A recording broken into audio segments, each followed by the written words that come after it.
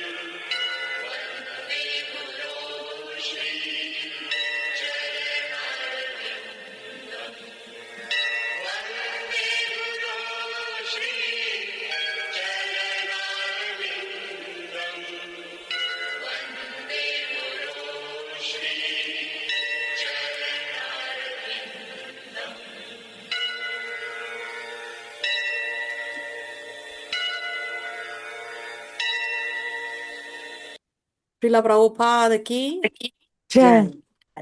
Jai. Om Ajnana-timirandasya Jnananjana Shalakaya Chakshurunmilitam Yena Tasmai Shri Gurave Namaha Nama Om Vishnu Padaya Krishna Prestaya Bhutale Srimate Bhaktivedanta Swamin Iti Namine Namaste Saraswate Deve Gauravani Pracharine Nirvishesha Shunyavadi Paschatya Deshatarine Shri Chaitanya Manobhishtam Sthapitam Yena Bhutale Swayam Rupa Kadamahyam Dadati Swa Padantikam Vandeham Shri Guru Shri Yuta Padakamalam Shri Gurun Vaishnavanscha Shri Rupam Sagrajatam Sahagana Raghunathanvitam Tam Sajivam Sadvaitam Savadutam Parijana Sahitam Krishna Chaitanya Devam Shri Radha Krishna Padan Sahagana Lalita Shri Vishakan Vitamscha He Krishna Karuna Sindhu Dina Bandhu Jagatpate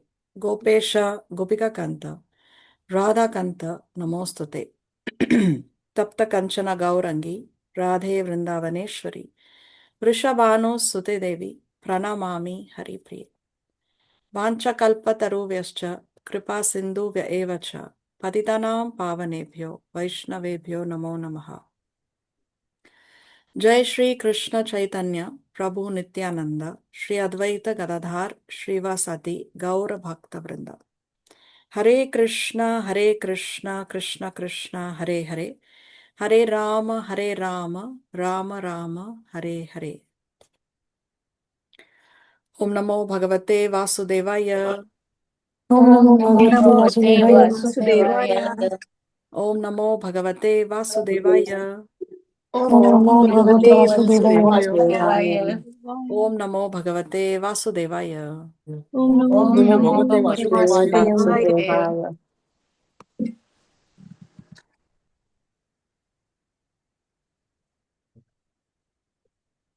So we welcome all of you to our weekly online Krishna book classes. Thank you very much for joining.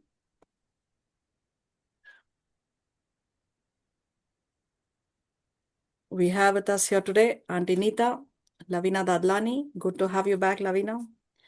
Then we have Karuna, Aja, Shreya Kalaria, Shailesh Latkar, Sheetal Latkar, Ritu Lalwani. We have Swapna Latkar, Wendy, Kamala Nandini Mataji. We have Vivansh, Suraj Kumar Gupta, who is joining us for the first time. Welcome to our classes.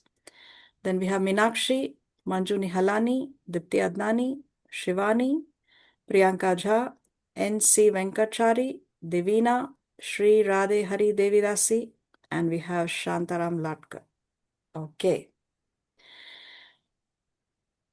So, what did we see in the previous class?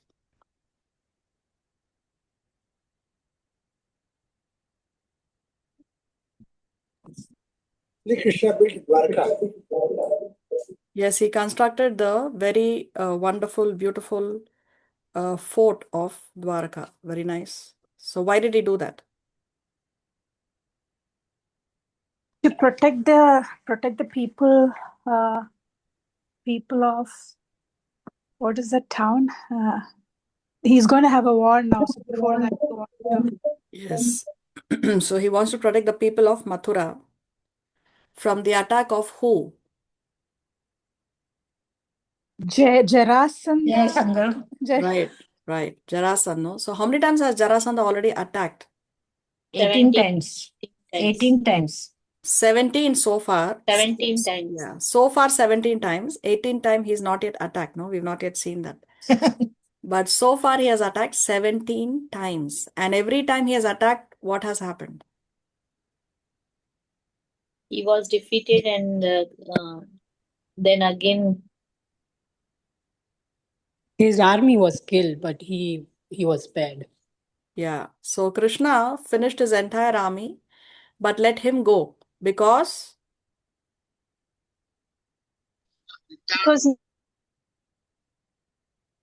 Because because he was every time collecting the demoniac people with him, and he wanted to finish all the demoniac people. exactly, no, that is Krishna's strategy to let him go alone so that again he will gather all these demoniac forces and again he will come and Krishna can again finish up all these huge demoniac forces. So, like that, the same thing has been repeated 17 times. And now there is one more person who wants to attack. Who is that person? Who wants to attack Krishna? Kalaya. Kalayavan. No? Why does he want to attack? Because Narad has told him that the Yadus are the most powerful kingdom. Yes. So Yes. what? If Yadus are most powerful, what does he want? What is he looking for? What is Kalayavana looking for? He is looking for a challenge. Yes, He he has wants a good attacked fight, many no? kingdoms in the past. Yeah, he wants a good fight. So therefore, he's searching for the most powerful people. And Narada Muni informed him that the Yadavas currently on the planet are the most powerful. Very nice. So Kalayavana is the biological son of who? Gargamuni. Garga Muni, no? And Garga Muni worshipped which lord to get a benediction? Lord Lord Shiva. Shiva. Lord Shiva. Yeah, he worshipped Lord Shiva to get a benediction. And what is a benediction? What is a blessing that Lord Shiva gave him? What did he want? What is the blessing that he asked from Lord Shiva, rather? That he'll get a son that humiliate Who- the Yadavs. Who would be very fearful of the Yes. Yadu dynasty. Yes. Who will bring terror to the Yadavas? No? Yadu Who will dynasty. bring terror to the Yadavas? This is what was his desire. So he had the son Kalayavana. And how did Gargamuni worship Lord Shiva? What was the tapasya? What was the austerity he did? For 12 years, he worshipped Lord Shiva by eating only iron. Yes. And powdered iron, no? He ate powdered Powdered iron. iron. Yeah. Yeah, For powdered iron. 12 years. So therefore, Which is Kalayavana why was, Kalavan is Kala. yes, that's why he's black, no? Black complexion. Correct. Okay, very nice. So let's see today's presentation.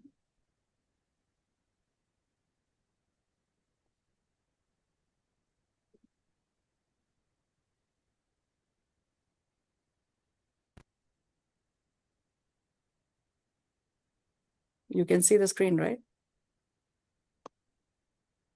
Yes. Okay. So today, by the mercy of Sri Guru and Sri Krishna, we will be seeing chapter number 51 of the Krishna book titled The Deliverance of Mucukunda. Now let's see. When Krishna came out of the city, Kalayavana, who had never seen Krishna before, saw him to be extraordinarily beautiful, dressed in yellow garments. Passing through Kalayavana's army of soldiers, Krishna appeared like the moon in the sky, passing through the assembled clouds. Kalayavana was fortunate enough to see the lines of Srivatsa, a particular impression on the chest of Sri Krishna, and the Kaustuba jewel he was wearing. Kalayavana saw him Kalayana saw him, however, in his Vishnu form, with a well-built body, 4 hands, and eyes like the petals of a newly blooming lotus. Krishna appeared blissful, with a handsome forehead and beautiful smiling faces, restless eyebrows, and moving earrings. Before seeing Krishna, Kalayana had heard about him from Narada, and now the descriptions of Narada were confirmed. Kalayana noticed Krishna's specific marks and jewels on his chest, his beautiful garland of lotus flowers, his lotus-like eyes, and similar beautiful bodily features. He concluded that this beautiful personality must be Vasudev, for every description he had previously heard from Narada was substantiated by the presence of Krishna. Kalayavana was astonished to see Krishna passing through his army without any weapon in his hands and without any chariot. He was simply walking on foot. Kalayavana had come to fight with Krishna, and yet he had sufficient principles not to take up any kind of weapon. He decided to fight with him hand to hand. Thus he prepared to capture Krishna and fight. So see, when Kalayavana is seeing Krishna, he has observed the extraordinary beauty of Krishna. But unfortunately, that beauty of Krishna, because Kalayana has a demoniac mentality, he wants to fight this most beautiful personality. This is the problem when people have demoniac mentality. They are not able to appreciate the greatness, the beauty, the fame, the mercy of the most merciful Lord. Now, Krishna is very, very merciful. But when one has demoniac mentality, then one cannot appreciate it. In fact, one will only find faults with even the Lord. So what is this Srivatsa mark?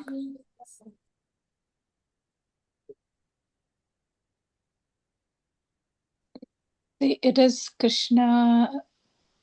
She resides on his chest, Sri Lakshmi.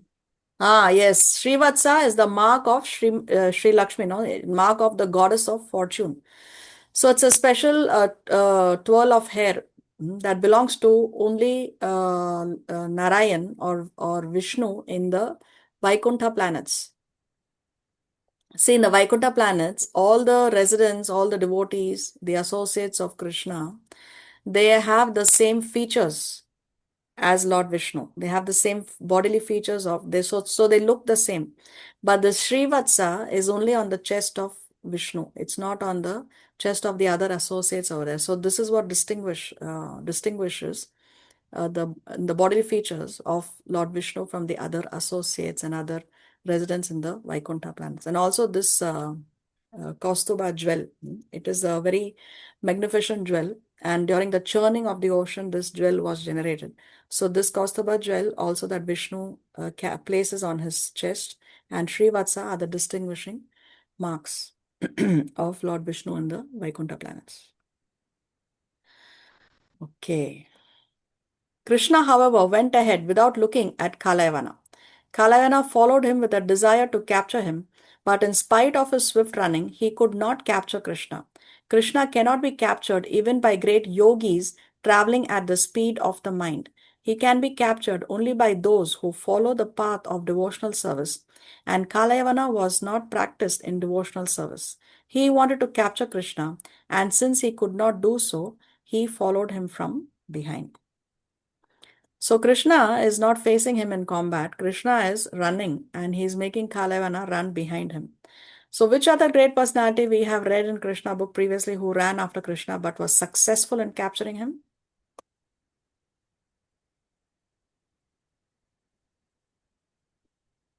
Mother Yashoda. Yes, Mother Yashoda, no? In the Damodar Leela, she wanted to capture Krishna. So he is running ahead and she is behind him. But eventually she was successful in capturing Krishna because Krishna allowed. no, Krishna loves everyone. Because of her persistence. Persistence? No, Krishna wanted her to catch. Yes, Krishna wanted her to catch, but why Krishna wanted her to catch and not Kalavana to catch? Because Finally, she devotee. surrendered herself. She's a great Yes. devotee. Yeah, she's a great devotee, no? She's engaged in devotional service. We read in the beginning of the Damodar Leela itself how when she's churning milk, her churning butter, her churning also is for Krishna. That milk also, which was on the stove that was boiling and overflowing from the pot, that is also for Krishna. So she's engaged in devotional service. No? She's engaging in services to Krishna. So she's a devotee. And in fact, she's a Nitya Siddha devotee. She's an eternal associate of Krishna. But Kalayavana is not a devotee of the Lord. So therefore, Krishna is not interested that Kalayavana can capture him. To capture Krishna, to bring the Supreme Lord under control, one has to be a devotee.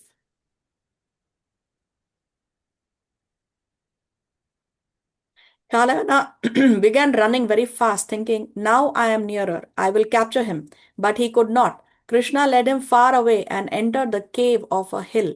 Kalayana thought that Krishna was trying to avoid fighting him and was therefore taking shelter of the cave. He rebuked him with the following words. O Krishna, I heard that you are a great hero born in the dynasty of Yadu, and I see that you are running away from fighting like a coward. It is not worthy of your good name and family tradition.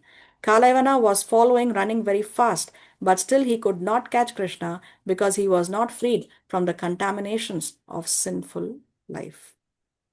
So Krishna has led Kalayavana into a cave, and he's the way Krishna is running, he's allowing him to come so close that Kalayavana thinks that he has almost going to catch him, but then Krishna races ahead. No, so Krishna is playing with Kalayavana. And see, the boon that Gargamuni wanted was that he wanted a son who will instill terror for the Yadavas. And Krishna is the most prominent member of the Yadava family. And Krishna is running away from Kalayana. And Kalayana is saying that you are a coward. No? So when one is fearful of a person, that's when a person will run away from that person. No? So this is how Krishna has fulfilled the boon of Lord Shiva. According to Vedic culture, anyone who does not follow the regulative principles observed by the higher castes, the Brahmanas, Kshatriyas, and Vaishyas, or even those observed by the laborer class, the Shudras, is called a Melecha or Yavana. The Vedic social situation is so planned that persons accepted as Shudras can gradually be elevated to the position of Brahmanas by the cultural advancement known as samskara or the purificatory process. The verdict of the Vedic scriptures is that no one becomes a Brahmana or a Malecha simply by birth. By birth, anyone is accepted as a Shudra. One has to elevate himself by the purificatory process to the stage of Brahmanical life. If he doesn't, if he degrades himself further, then he is called as a Malecha or Yavana. Kalayavana belonged to the class of Malechas and Yavanas. Contaminated by sinful activities, he could not approach Krishna. The principles from which higher class men are restricted, namely illicit sexual indulgence, meat eating, gambling, and intoxication, are an integral part of the lives of the Malechas and Yavanas. Being bound by such sinful activities, one cannot make any advancement in God realization. The Bhagavad Gita confirms that only one who is completely freed from all sinful reactions can engage in devotional service or Krishna consciousness. So many important points here. So we know that in the Varnashram system we have Brahmanas, Kshatriyas, Vaishyas, and Shudras. Now what determines whether one is a Brahmana, Kshatriya, Vaishya, or Shudra? Based on the job. No, sorry. Based One's on work. Yeah. Based on one's work and One's duty to that Brahmical culture. If someone's in Brahman's body or a Kshatriya or a Vaishya or Shudra, they have a particular type of duty to follow, a particular type of mindset to follow, a nature of such sort. nature. Yeah, that's the word I was looking for. Nature, no? So it is the nature of a person and the kind of work the person does that determines whether one is a Brahman, Kshatriya, Vaishya, and Shudra. It is not birth. It is not birth. No one becomes a Brahmana or a Melecha simply by birth. So one should not think that because one is born in a Brahman family, one is a Brahman, or because one is born in a Shudra family, one is a Shudra. By birth, everyone is accepted as a Shudra. Shudra. Shudra. Yes, see here, Srila Prabhupada writes, by birth, everyone is accepted as a Shudra. But one has to elevate himself by the purificatory process. Purificatory processes means here the Sanskrit is samskaras. Srila Prabhupada uses, the advancement known as samskaras. So there are 16 major samskaras in our Shastras, which are very, very important for human beings. No? Some major samskaras, can you think of? Garbhadana samskara, yes, even before the child is conceived, no, there is the Garbhadana samskara. Then, after the child is conceived in the womb, then there are other samskaras which are done at depends on different cultures and different families, but usually at the 3 months and 7 months, then some samskaras are done. Then after the child is born, then you have the name giving samskara. Then when the child's ear is pierced, also there is samskara. The first time the child goes out of the house, 40 days, then that time also there is a samskara. Then when the child goes to school and he learns to read and write for the first time, there is another samskara. When the child eats his first grain, no, that for that also there is a samskara, where the first grain that is given to the child. See, when the child is born, first few months the child is only on the mother's milk. But when the child starts to eat grain, then that first grain that goes in the mouth of the child should be Mahaprasad. And it should be accompanied by the chanting of mantras. No? So that grain, that first grain of Mahaprasad will protect the child. And the prayers are to help in the digestion process of the child. See, digestion in the human body is a very, very important process. Very, very complex process to convert your grains, your food to energy. That's not possible for the scientists to do in any laboratory. And even if it was to be done in the future at some point, they would require many huge equipments to be able to do that, because digestion is something that's it's a very complex process. So that grain, when the child eats, then there are certain mantras which are chanted to invoke the Lord's mercy for good digestion. The digestive, the demigod in charge of digestion, he is invoked in those prayers.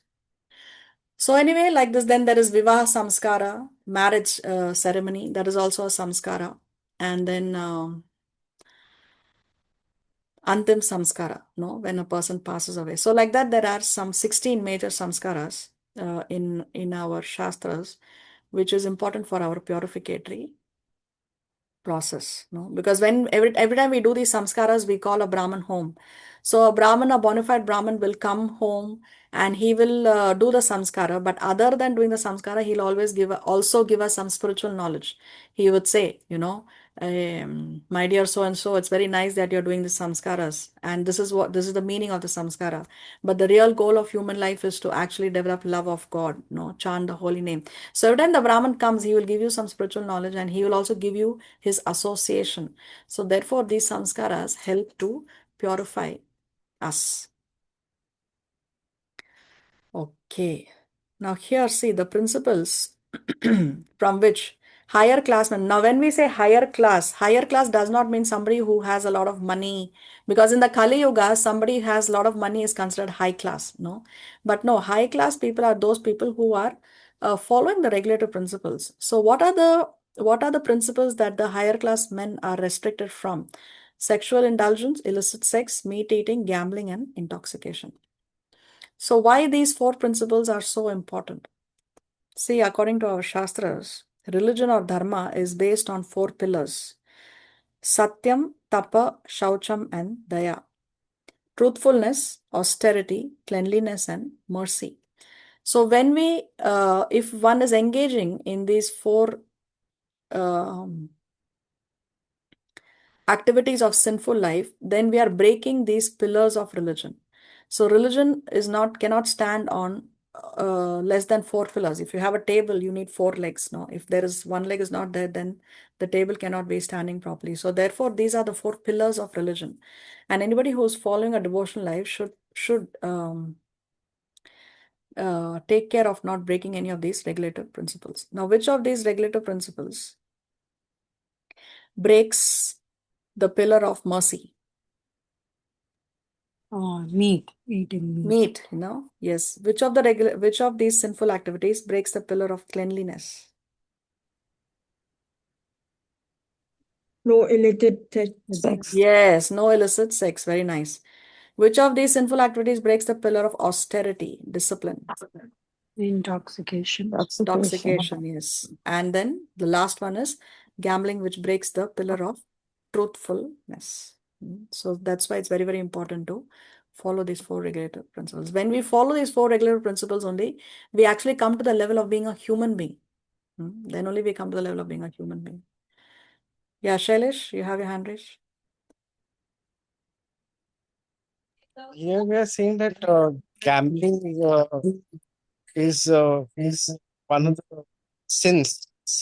Yes. So why was it allowed in the Mahabharata? Okay, so we have to understand that the different yugas have different rules, set of rules, and also there are different set of rules for the different members of the Varnashram system. Now, in the Dwapar Yuga, the Kshatriyas, they were allowed to gamble. Also, they were allowed to hunt animals, no?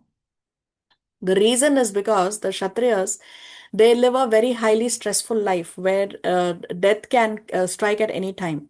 So because they are living a very highly stressful life, they are allowed to engage in some activities for their recreation. So this gambling was allowed as a recreation for the Kshatriyas only up to the Dwapar Yuga. In Kali Yuga, it is completely prohibited. Even any kind of animal killing, meat eating is also prohibited. Now nobody can go and hunt animals. So these are the rules that are allowed for the Kshatriyas up till the Dwapar Yuga only. Does that answer your question?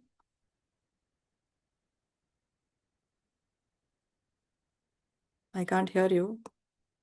Yeah. Okay. When Kṛṣṇa entered the cave of the hill, Kalayana followed, chastising him with various harsh words. Kṛṣṇa suddenly disappeared from the demon's sight, but Kalayana followed and also entered the cave. The first thing he saw was a man lying down asleep within the cave. Kalayana was eager to fight with Kṛṣṇa, and when he could not see Kṛṣṇa, but instead saw only a man lying down, he thought that Kṛṣṇa was sleeping within this cave. Kalayana was very much puffed up and proud of his strength, and he thought Kṛṣṇa was avoiding the fight. Therefore, he strongly kicked the sleeping man, thinking him to be Kṛṣṇa. The sleeping man had been lying down for a very long time. When awakened by the kicking of Kalayana, he immediately opened his eyes and began to look around in all directions. At last he saw Kalayana standing nearby. The man had been untimely awakened and was therefore very angry. And when he looked upon Kalayana in his angry mood, rays of fire emanated from his eyes, and Kalayana burned to ashes within a moment. So Kṛṣṇa has that Kalayana inside a cave, and now Kṛṣṇa is not in sight. Kalayana enters, he sees a sleeping man, he thinks that sleeping man is Kṛṣṇa, and he kicks him. And because he kicks him, this man who has been sleeping in that cave for millions and millions of years wakes up. He sees that it is Kalayana, and then Kalayana is burned to ashes. He's burned to ashes within a moment. So that's the end of Kalayana. Who's that man? We will see now. It's Oh, coming. okay. When Maharaj Parikshit heard this incident of Kalayana's being burned to ashes, he inquired from the sleeping man. He inquired about the sleeping man from Sukadeva Goswami. Who was he? Why was he sleeping there? How had he achieved so much power that instantly, by his glance, Kalayana was burned to ashes? How did he happen to be lying down in the cave of the hill?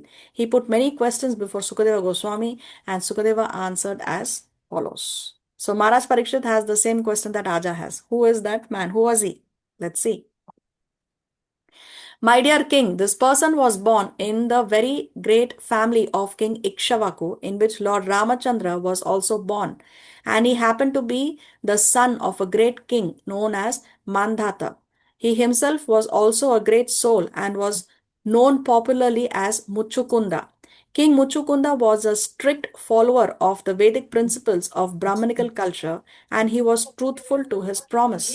He was so powerful that even demigods like Indra used to ask him to help in fighting the demons, and as such, he often fought against the demons to protect the demigods. So, who is that sleeping man? What's his name? Mucukunda. Mucukunda. Mucukunda. And he was a devotee or a demon? He follows the Vedic principles, right? Aha. He's a devotee, no? Yes, he's a devotee. Very nice. And what is the extraordinary service that he has done? He was He helped us fighting the killing all demons, the the devatas. He was demons. helping the devatas, and he see here he was so powerful that even demigods like Indra used to ask him to help in fighting the demons. No, so he's so powerful that even the devatas used to ask him for help to fighting against the demons. And not only was he powerful, but he also actually did that service. So this is an extraordinary service that he has done for the devatas. So he belonged to the dynasty of Mandata. No. Mandata was his father. Ikshvaku. The dynasty of Ikshvaku. Ikshvaku, and in this dynasty, Lord Ram also had appeared. Let's see more. The commander-in-chief of the demigods, known as Kartikeya, was satisfied with the fighting of King Mucukunda, but once he asked that the king, having taken too much trouble in fighting the demons, retire from fighting and take rest. Kartikeya addressed King Mucukunda, "My dear king, you have sacrificed everything for the sake of the demigods. You had a very nice kingdom, undisturbed by any kind of enemy, but you left that kingdom, neglected your opulence and possessions, and never cared for fulfillment of your personal ambitions. Due to your long absence from your kingdom, while fighting the demons on behalf of the demigods, your queen, your children, your relatives, and your ministers have all passed away in due course of time. Time and tide wait for no man. Now, even if you return to your home, you will find no one living there. The influence of time is very strong. Time is so powerful because it is a representation of the Supreme Personality of Godhead. Time is therefore stronger than the strongest. The influence of time can effect changes in subtle things without difficulty. No one can check the progress of time. As an animal tamer tames animals according to his will, time also adjusts things according to its own will. No one can supersede the arrangement made by Supreme Time. So here, for many millions of years, Mucukunda has fought against the demons for the sake of the Devata. So he did not care for his own kingdom was, he had no enemies. Nobody's attacking his own kingdom. No, but he's been fighting this war against these terrible demons as a service to the Devatas. So you can see it's a very nice quality that Mucukunda has.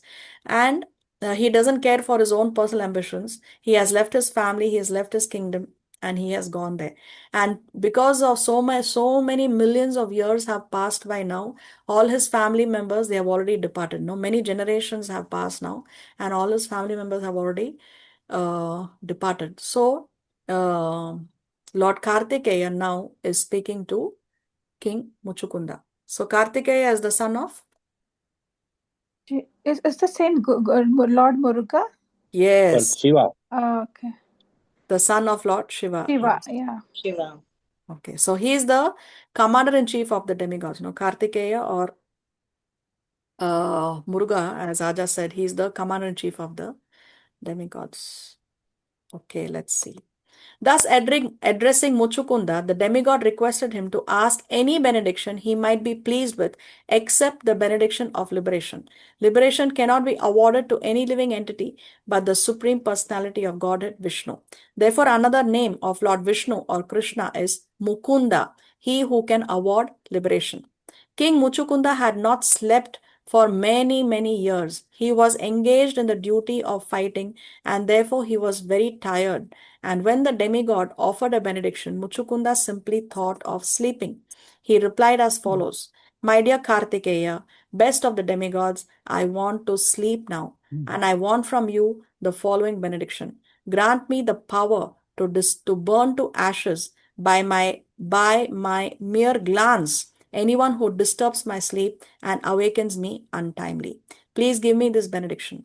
The demigod agreed and also gave him the benediction that he would be able to take complete rest. Then Muchukunda entered the cave of the mountain. So Kartikeya tells him that you can ask for any benediction except for Liberation. liberation. Why? Because liberation can be given only by Supreme Personality of Godhead.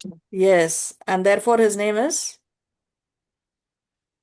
Mukunda. Mukunda, no? So Kartikeya is saying, I cannot give you liberation, but other than liberation, you can ask for anything. So what did Muchukunda ask for?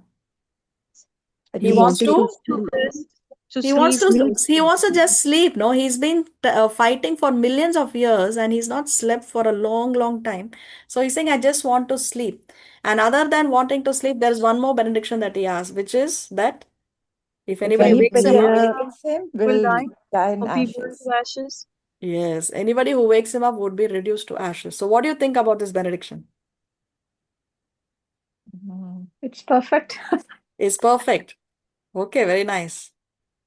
Anything else? Would you have asked for the same thing? No. Why? Because the demigod can give you the devotion towards the Lord. So why ask Lib- for a temporary thing to sleep? yeah. Okay. Liberation, he could have asked for liberation. No, liberation he Only already said he can't. Vishnu can give. Yeah, okay.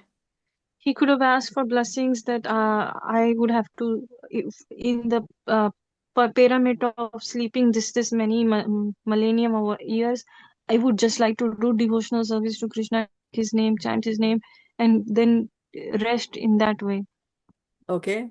Any more perspectives? Is it something to do with time? With time? What? What about time and the blessings that he asked? And it was written that time is stronger than the strongest. So maybe he will not be collecting any more karma or something like that. I thought like that. Okay. The blessing that he asked was temporary, not permanent, and it was not internal, and it was not sanatan, and it was not spiritual. Okay. More perspectives? Can you give us a little clue? No, there is no. I'm just creating a discussion. It's Oh. it's just a discussion, to see. See, one thing is, yes, there is an ultimate goal of life, but that ultimate, there's also something that something called as an immediate desire. See, if let's say you're in may it never happen to anyone. Okay, let's say someone is in a desert and trapped in the desert and has been walking for many, many days, and somebody comes and says, "What do you want?" The first thing you'll say is, "I want to." Water. Huh? I want to drink some water. No, that's what you're going to say. Then you will say, okay, I want to get out of this. How can I get out of the country? How can I get my passport made? Whatever, whatever, whatever. But immediately, if you're so thirsty, you've not had any water, the first thing you will say is, what do you want? I want some water. No, that's your immediate requirement. So Muchukunda also, for him, it's like that. That sleep was his immediate requirement because he's not slept for millions of years. And he has this extraordinary quality of serving the devatas without caring for his own kingdom and his own family. So, and he's also so powerful that even Indra and other devatas are asking him for help. So we should remember that Muchukunda is not, he's not a foolish man. No, he's a very, very great elevated personality. He's also powerful and he's also very elevated spiritually. So the thing is, for him, the immediate need was to sleep. That was his immediate requirement. Now coming to, okay, he wants to sleep, you can sleep in that cave. But then to ask that Somebody else should be burnt. If whoever wakes me up should be burned to ashes. That is his requirement. Why? Because he wants to sleep without any interruption. No, because he's not slept for millions of years. He doesn't want to only sleep. He wants to sleep without any interruption. Therefore, it's not that he is looking to go around killing and burning people to ashes. Unlike the other demon, there was this demon who, what was his name? Brikasura. He worshipped Lord Shiva and he got this benediction from Lord Shiva that whoever on whosoever head he places his hand, that person will immediately die. No, as soon as he got that benediction from Lord Shiva, he ran after Lord Shiva only to place his hand on Lord Shiva. No, but this is not the mentality of Mucukunda, because that demon was looking forward and he wanted to go around killing people. But Mucukunda is not that he is looking forward to go around killing people. His only desire was, I want to sleep and I want to sleep without any interruption. From the external angle of vision, actually sleep is, see, sleep and destruction, both are qualities of people who are in the mode of ignorance, But here, if you see this from a different perspective, different angle of vision, then we will be able to understand better why he asked, because he's not slept for millions of years. And plus also Srila Vishwanath Chakravarti Thakur, he gives the exact explanation as to why Mucukunda asked for these benedictions that we will see.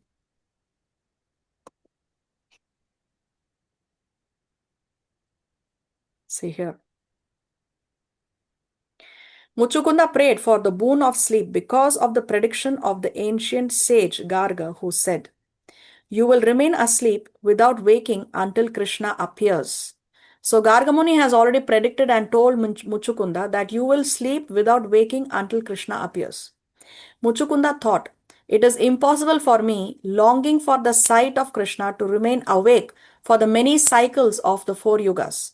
Better that I sleep, and then the time will pass in a few moments. So this is what Srila Vishwanath Chakravarti Thakur explains, that he wanted to sleep so that when time will pass quickly, because many yugas are going to have to pass now before Mucukunda can see Kṛṣṇa. So he says, okay, let me sleep, this time will pass That's when my quickly. answer And also he was so tired that he just wanted to sleep.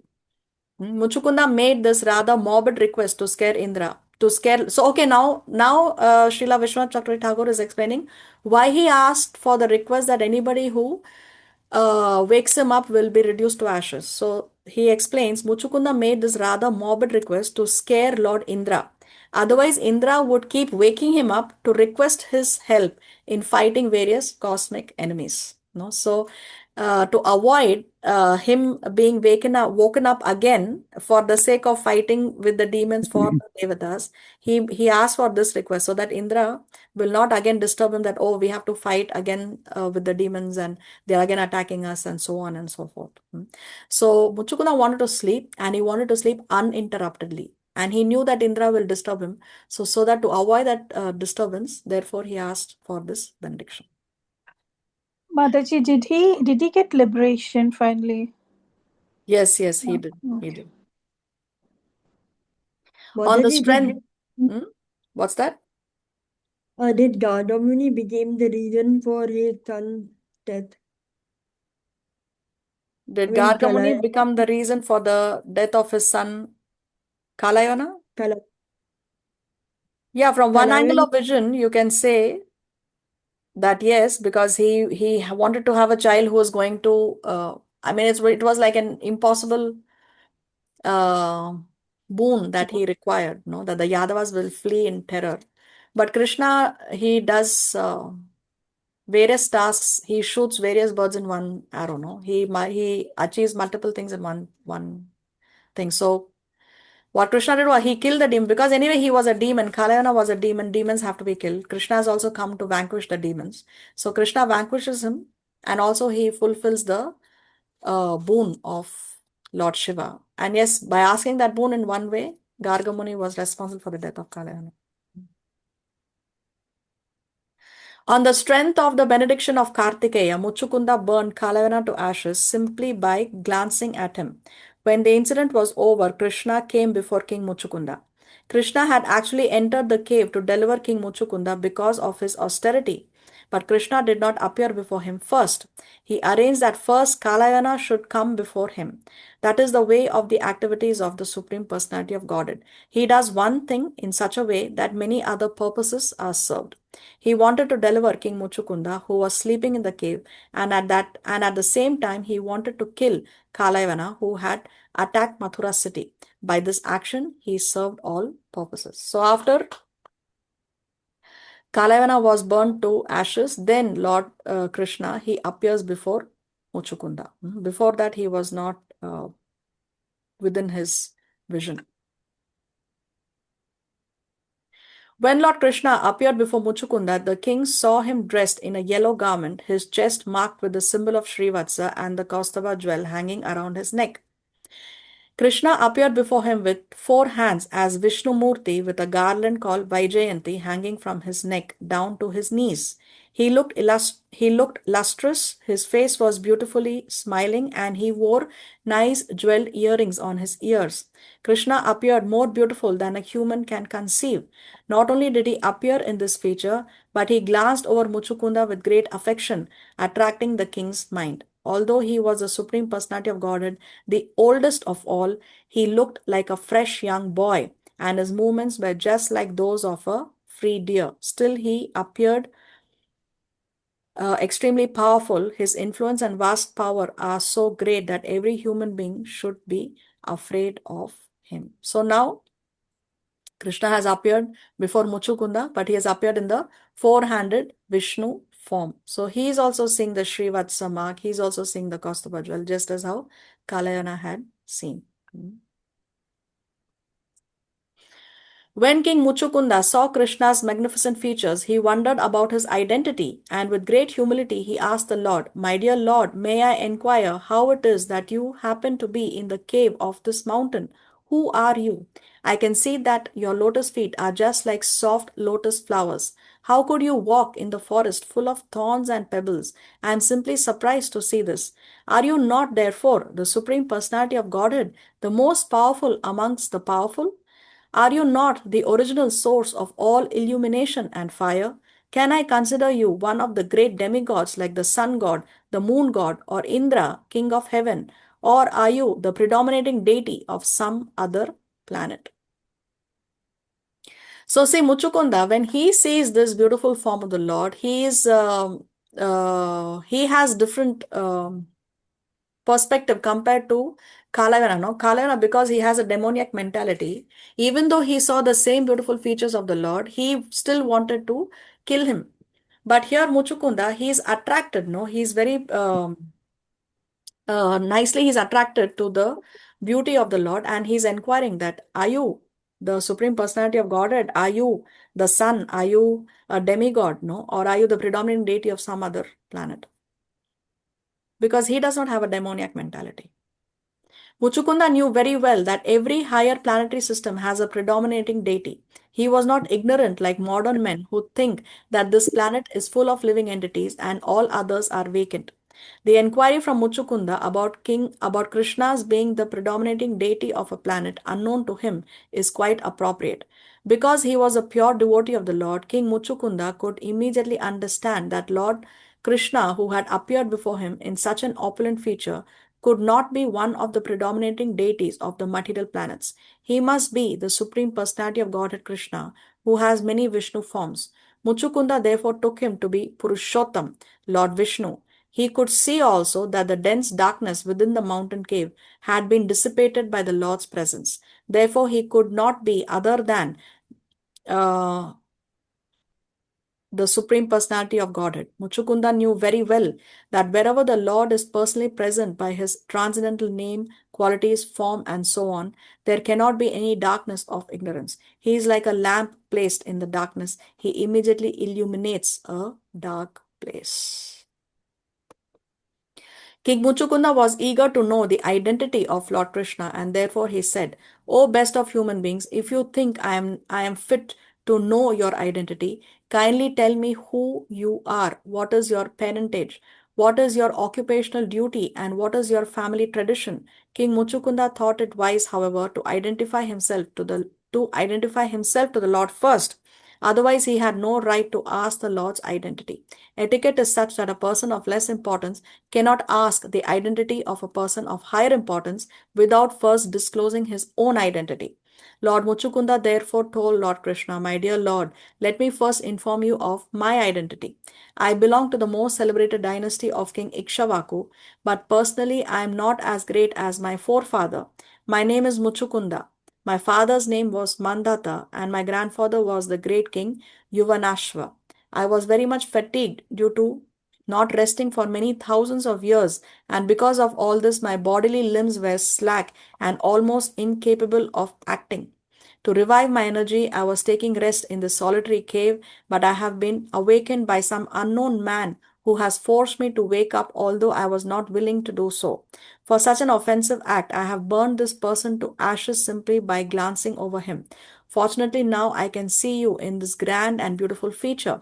I think, therefore, that you are the cause of my killing my enemy. My dear Lord, I must admit that due to your bodily effulgence, unbearable to my eyes, I cannot see you properly. I can fully realize that the influence of your effulgence has diminished my power. I can understand that you are quite fit for being worshipped by all living entities." So Mucukunda was anxious. He wants to know who is this great personality.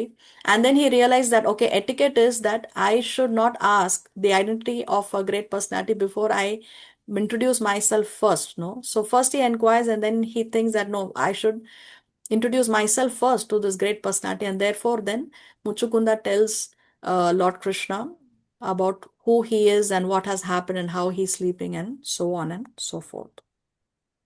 Yeah, So Shreya? now, Shreya, you have your hand raised? Yes. So, is Ikshvaku the same who was being, the son of Ikshvaku was being narrated the Bhagavad Gita by Krishna, right?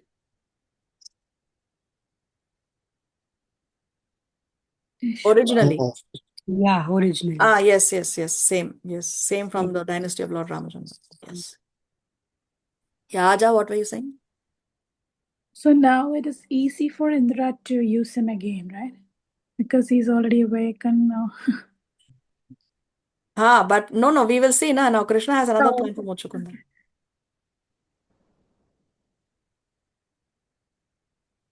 Seeing King Mucukunda eager to know about his identity, Lord Krishna answered smilingly as follows.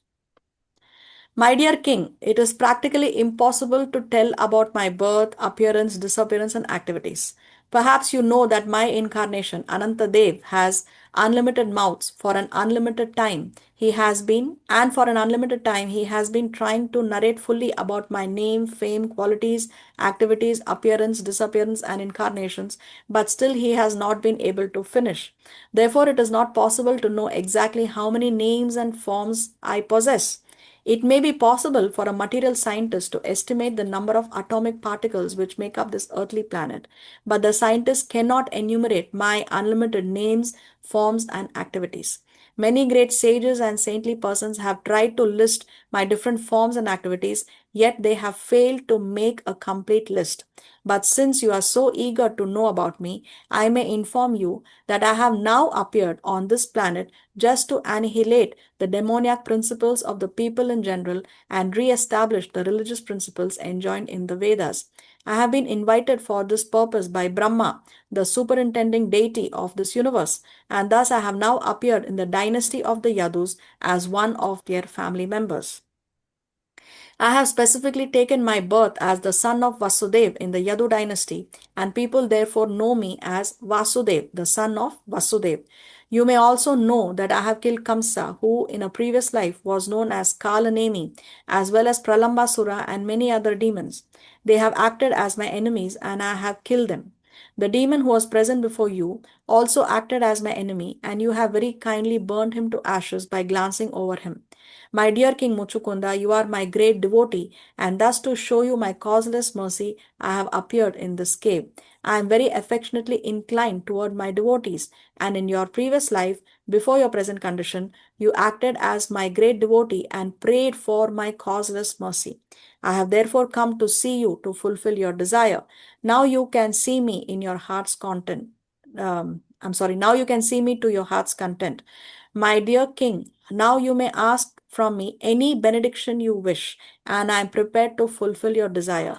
It is my eternal principle that anyone who comes to my shelter must have all his desires fulfilled by my grace. So Krishna also introduces himself, and then he offers him a benediction. No? And Krishna says that anyone who comes to my shelter must have all his desires fulfilled by my grace. So now he's telling Mucukunda, what is your desire? Yeah, Shreya? Devotee of Krishna, because he was entire life he was just serving Indra, right? So Yeah, then, he's a devotee of Krishna, and he was fulfilling the request of the devatas to fight the demons as a service, as a seva. Because see, after all, even the devatas, they are also devotees of Krishna. So when you serve another devotee of the Lord, that's called as Vaishnava seva. And he's then, fighting against the demons. right. Then how is then if we are worshipping people, if some people are worshipping demigods, they are also serving Vaishnavas, then it's the same thing, right? Right, it's the same thing. So, but the Vaishnava wants you to worship Krishna. The Vaishnavas don't want you to worship them. So you follow the instruction of Vaishnava and you worship Krishna. You see? Mm. Okay. I think there is more benefit when you directly worship Krishna, right? Than going through a mediator. Now, if you see mediator in the sense that you need a guru to mediate, because you cannot approach Krishna directly, you go through the spiritual master. But the spiritual master is instructing you to worship Krishna. Now, how to worship and what are the kind of difficulties you can face and how to solve all these problems, for that you need a spiritual master to guide you. No? So you need the guru to help you reach Krishna. You cannot directly reach Krishna. Like how if you want to contact the president of the country, you have to go through his secretary, like that. Oh, okay. Okay. So for how long has Mucukunda been? No, that's okay. That slide is later. Here, this part here in this verse from the Srimad Bhagavatam, the Supreme Lord said, "My dear friend, I have taken thousands of births, lived thousands of lives, and accepted thousands of names. In fact, my births, activities, and names are limitless, and thus even I cannot count them." So Srila Vishwanath Chakravarti Thakur explains, though Mucukunda was completely devoid of pride, he showed his position in order to hear my words. This is what Krishna is thinking, okay, according to Srila Vishwanath Chakravarti Thakur. So Krishna is thinking, though Mucukunda was completely devoid of pride, he showed his position in order to hear my words. Therefore, although I am also prideless, I will now pronounce my superiority in accordance with my words. As they surrender to me, I reward them accordingly. Thinking thus, Krishna spoke this verse. So one should not think that Krishna is boasting or he's very proud by saying that, oh, I have thousands of births and nobody can list them, and nobody can list my activities, my births, my names are all limitless. So one should not think that Krishna is saying this out of pride. So this is the reason why this commentary by our Acharya, he says that because Mucukunda introduced himself without any pride. Now, Krishna also, he is prideless and he is also going to talk about his position. So, if the president of the country says that he is the president of the country, he is only stating a fact. It's not pride. He is only stating a fact. So, if a president introduces himself as a president, there is no pride in that. It's only a fact. So, this verse from the Bhagavad Gita, where Krishna says, "As they surrender to me, I reward them accordingly." This is the verse here from chapter 4. Krishna says, "Ye yatha mam prapadyante tams tathaiva bhajamyaham. Mama vartmanu vartante manushya partha sarvasaha." As all surrender unto me, I reward them accordingly. Everyone follows my path in all respects, O son of Pritha. So this is, see, Krishna will reciprocate according to our level of surrender. The more we surrender, the more we can see how Krishna is reciprocating with us. But if we don't surrender and we are only holding on to our own attachments and what we think is good for us, then we will not be able to see the reciprocation of Krishna, because Krishna reciprocates in proportion to one's level of surrender. So it's very important that surrender is a daily process. It's not something that today I say, okay, now today, Krishna, I have fully surrendered and I have attained the goal. No, it's a lifetime process, day after day after day after day, by chanting the holy name, following the regular principles, engaging in devotional service. Then slowly, we are engaging in surrender, and then we will see more and more how Krishna reciprocates with us.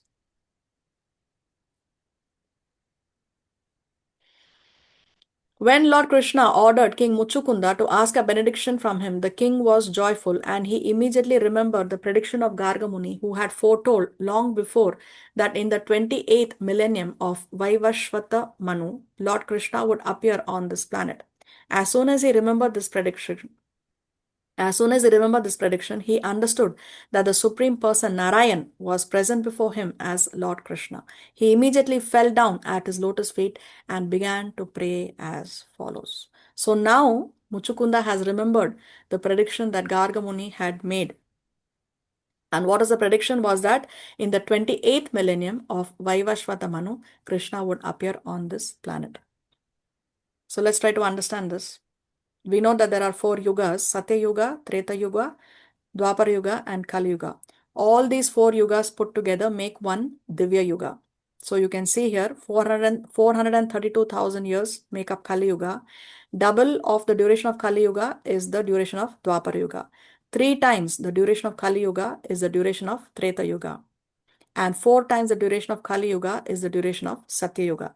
And all these years put together will give you 4.32 million years. So that is one Divya Yuga, or 4,320,000 years.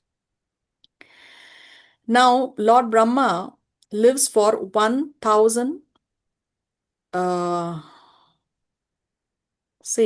Brahma lives for 100 years.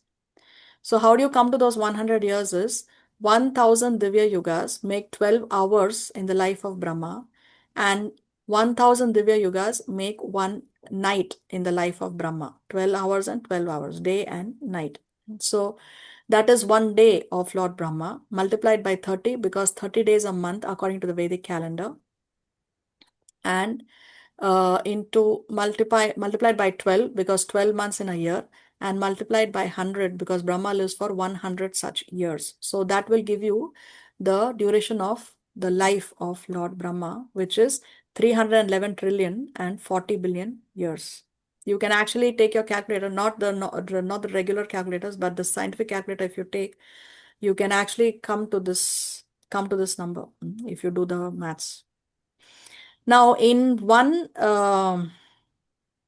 kalpa, in one day of Brahma, there are 14 manus. 14 manus. One kalpa is one day of Brahma. That is 4,320,000,000 years. So his one day, in one day of his, there are 14 manus. And that manu is called as Manvantara. So our manu, the current manu, the manu of the current cycle is Vaivashvata Manu.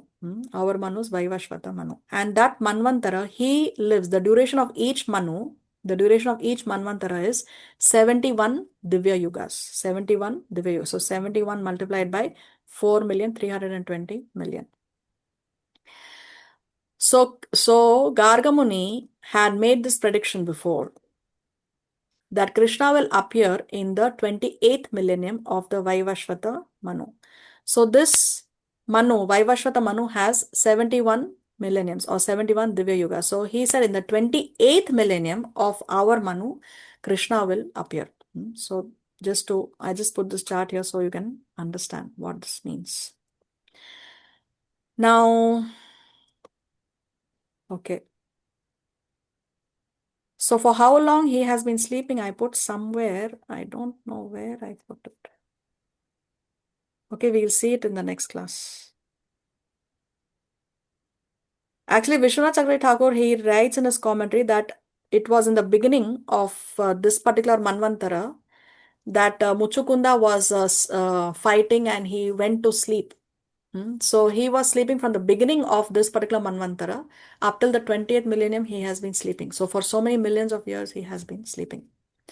Anyway, we'll stop here. It's a long chapter. We'll continue the next class if Krishna so sanctions. Srila Prabhupada ki jai. Jai. Yeah, Shreya, you have your hand raised? Yes, so in this Manvantara which we are in right now, they are made up of 71 Divya Yugas. And this one is what is going on is a 28th Divya Yuga. Yes. Okay, and in this 28th Dwapar Yuga is when this happened. Krishna appeared and Mucukunda. Exactly. Yes, exactly. When this happened, what? When Mucukunda and Krishna are face to face, yes. Yeah. I mean, all the Krishna Leelas which we have. Yes. Yeah, Shailesh, you have your hand raised? Does he get liberation? Yes, he does. He does. We are still in the same Divya Yuga, the 28th. We are in Kali Yuga now. Yes, in the same Divya Yuga, but in the Kali Yuga. That's why we have missed Krishna by only 5,000 years. Krishna comes once in the day of Brahma. So that's once in one kalpa, that is 4,320,000,000 years. Krishna comes. So if you see this from that calculation, Krishna comes once in 4,320,000,000 years, and we missed him by 5,000 years only. It's not so much of a difference. We are in the same Divya Yuga cycle when Krishna appeared. And when Krishna appears, after that comes Chaitanya Mahaprabhu in the same cycle. And Chaitanya Mahaprabhu we missed by only 500 years. So we are very, very fortunate. There's not so much of a time gap. Imagine the future generations when they study Krishna Leela. Krishna is this personality who appeared billions of years ago. So there would be more contamination, more. But of course, Krishna Leelas are nitya, eternal. They are ever fresh. But for us, we have just missed him by 5,000 years. So we are very, very fortunate. We are in the same cycle. The next Manvantara, when it starts, right? So he won't appear in that Manvantara. No. He comes once in the day of Brahma, and every day of Brahma has 14 Manvantara. So now he has appeared in this Manvantara. Next Manvantara he'll not appear because again it's in the same day of Brahma, right? Yeah. Until that 14th Manvantara ends, then Yes. again another Manvantara will start, and then Yes. he'll appear in that 28th of Yeah. that. I mean, he doesn't have to always appear in the 28th. He decides when he wants to appear, but he comes once in the day of Brahma. So will people remember in the next Manvantara then? No, the same cycle will start again. See, coming back to the previous thing, the schedule for Krishna to appear is in the 20th millennium, but Krishna can choose to change it. He doesn't have to necessarily follow the same thing, but generally that's the schedule. But every material planet, not necessarily that he will be appearing like that. Or he can come in different forms like Chaitanya Mahaprabhu, right? No. Krishna comes once in the day of Brahma. He comes as Krishna once in the day of other incarnations come, and Chaitanya Mahaprabhu comes immediately after Krishna comes. Yeah, okay. So Krishna comes in Dwapar Yuga, the Kali Yuga that immediately follows him comes Chaitanya Mahaprabhu. So he also comes once in the day of Lord Brahma. Once in a kalpa. Learning all this, we can just imagine how fortunate we are, and people are taking it so lightly, right? Yes. Like, so rare. Like exactly. That's why we have that prayer to the spiritual master, no? Om Jnana Timirandasya Jnananjana Shalakaya Chakshurun Militam Yena Tasmai Shri Gurave Namah. It's a spiritual master who removes the darkness of ignorance with the light of knowledge. So when we learn from Prabhupada, when we learn from our gurus, then the ignorance goes away, and then we realize, how fortunate we are. Yes, that's very true. That's why Guru is very, very important. Guru is that personality who brings us to the light of knowledge. from the darkness of ignorance. Mataji, what was the Brahma's age you said? 411 trillion and 40 billion years. According to earthly calculations, for him it's 100 years. You said 400 some 411 trillion and 40 billion human years. Okay, so there is no exam today because we have not finished the chapter. Kṛṣṇa willing, in the next class, when we finish the chapter, we will have our exam. Do we have any questions or comments before we log off? Yes, Mataji, I have one question. But not necessarily related directly with the class. Yeah. So on one side, I hear that we can ask anything from Krishna in the form of prayer. And on the other side, I read some quote by Chaitanya Charan Prabhu that when we are trying to make Krishna say yes to our plan, then that is satisfying our ego. But when we are trying to say yes to Krishna's plan, then that is called surrender. But on the other hand, whenever I ask what to ask in the prayer, the people say, but devotees say that we can ask anything from the prayer because anything in the prayer, like for a girl getting a nice devotee husband or getting a job so that we can do bhakti or anything like that. So there are two conflicting sides. When I read the quote by Chaitanya Charan Prabhu that when we are when we are making Krishna say yes to our plan, then we are satisfying our ego. So what should we ask then in the prayer? Because because I believe that, personally believe that I am not of that level where I can tell Krishna that, okay, whatever your plan is, I am okay with that. Because that requires a high level of surrender. Um, so what should we ask? And what should our mood be while asking anything from Krishna? See, you're right. Whatever you want, if you have any desire, it's better to ask Krishna because Krishna can fulfill any desire of yours, right? Now, even material desires, Krishna can fulfill. Now, a demigod also can fulfill your material desire, but the way Krishna fulfills your material desire is he first purifies your heart and then he gives you the material desire, like how we did with Dhruv. So, as you yourself said, that you are not at that level. So, different people are at different levels. Different people are at different levels. And Krishna knows what exactly you are thinking. He knows your heart, right? Now, if a girl prays, for example, to get a husband, a Krishna conscious husband, it's not a material desire, it is a spiritual desire. Because to have a Krishna conscious husband with whom you can have a nice Grihastha Krishna conscious life and you can have nice Krishna conscious children, it's a spiritual desire. It's not a material desire. So there is nothing wrong in asking Krishna for that. No.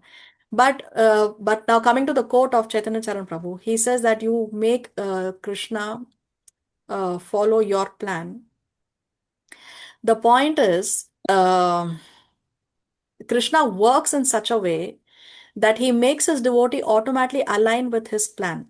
So, in order to do that, when you say any prayer, for example, if a girl is going to pray that I want a good Krishna conscious husband, you can say, my dear Lord Krishna, if you so desire, please give me a Krishna conscious husband.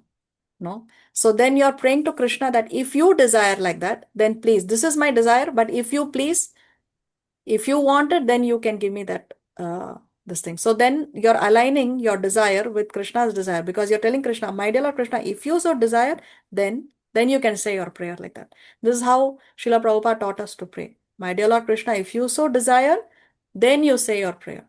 So then you're also accepting that yes, Krishna, whatever you want to give me, you give me, but my desire is this. If you desire, you give me my desire like that. So this is a nice way of praying. In what in case of the material desire, like looking for job and clearing any examination? So looking for a job can also be a spiritual desire because when you go for a job, you earn some money, then you can give that money to in Krishna Seva. See, even money is important for your spiritual life because if you have some opulence, then you don't have to struggle for your everyday bread and butter. If a person has to struggle every day for his bread and butter, then how is he going to focus on spiritual life? But if one has a nice income and he can use that income, some part of the income, for Krishna consciousness, and he's having a comfortable life, at least his needs, he doesn't have to be struggling for his everyday bread and butter, then you can focus on your Krishna consciousness. No? Even Krishna says in the Bhagavad Gita, no, that when you to get a birth in a Brahmin family, devotee family, and also to get a birth in an opulent family requires some sukriti from the previous lifetime. So birth in an opulent family also requires some sukriti, which means that if you have some good spiritual bank balance, you can take birth in an opulent family. Why? Because when you are in an opulent family or you have some opulence, then you can focus on your Krishna consciousness instead of daily struggle of paying your bills and, like that. So you Yes, can make Mataji. even those, or giving an exam also. Okay, I want to give an exam. I want to pass this test so that I can get a good job, or so that it will enhance my intelligence, and then I can use my intelligence in Krishna Seva. You can make every prayer of your spiritual.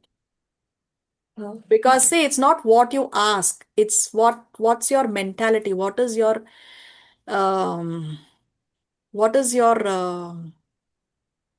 intention that matters. It's not the act that matters, it's the intention behind the act that matters.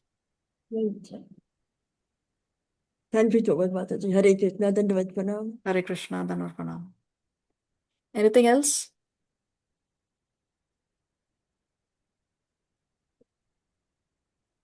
Okay then, so there is nothing more anybody has to say, I guess. So we will wind up. See you all next week. Next weekend is the last weekend of the month of Purushottam. So hopefully we will finish the chapter. And again, a reminder, maximize your devotional service the last few days at least.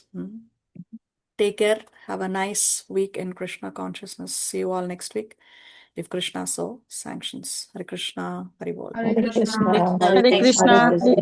Krishna. Hare Krishna Mataji, Rana pranams. Hare Krishna.